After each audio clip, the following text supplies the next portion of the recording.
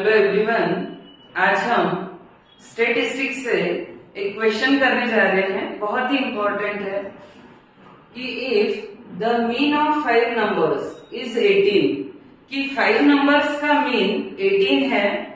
If one number is excluded, यदि उसमें से एक नंबर को हम हटा देते हैं या निकाल देते हैं, तो the mean of remaining numbers, तो अब रिमेनिंग नंबर्स में पहले 5 थे, एक हट गया तो अब बचे 4, तो जो रिमेनिंग 4 नंबर्स है उनका मीन ये बिकम 16, तो वो 16 हो जाता है।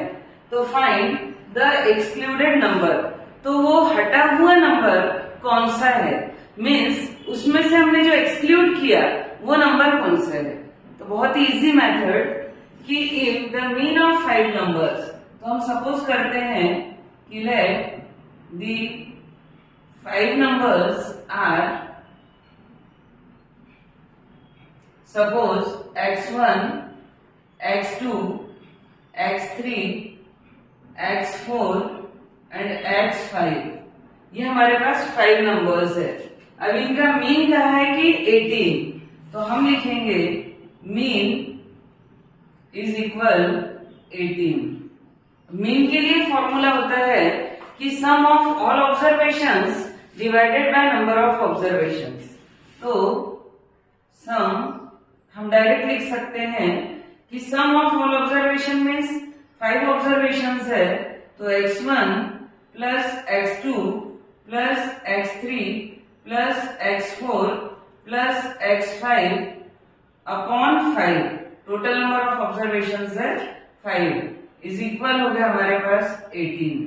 सो ये होगा x1 plus x2 plus x3 plus x4 plus x5 is equal 5 into 18, cross multiplication, तो 18 5 90।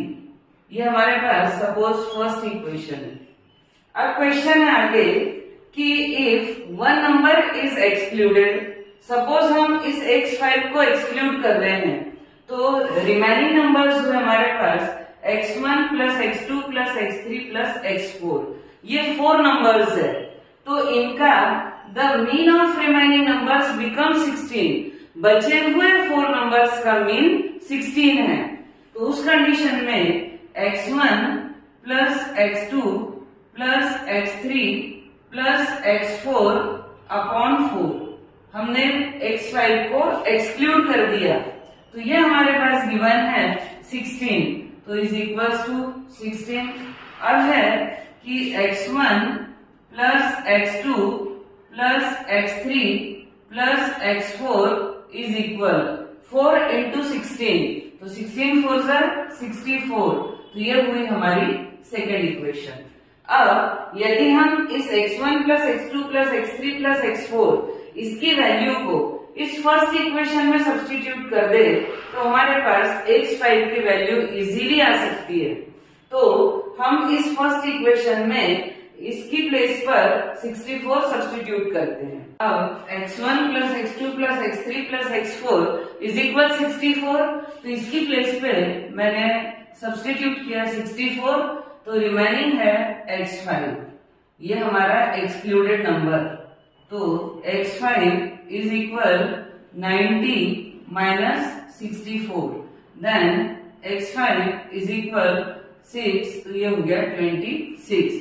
इट मीन्स जो हमारा एक्सक्लूडेड नंबर था वो है फाइंड द एक्सक्लूडेड नंबर, तो वो हुआ हमारे पास 26। इसको यदि हम ओरल में करें तो बहुत ही फास्ट हो सकता है, लेकिन यदि एमसीक्यूज में आता है तो हमको पूरा सॉल्व करना होगा, और यदि उससे आता है तो शॉर्टकट हम इजीली कैलकुलेट करके और कर सकते हैं। तो ये बहुत ही इजी क्वेश्चन था और ये एग्जाम में भी आता है।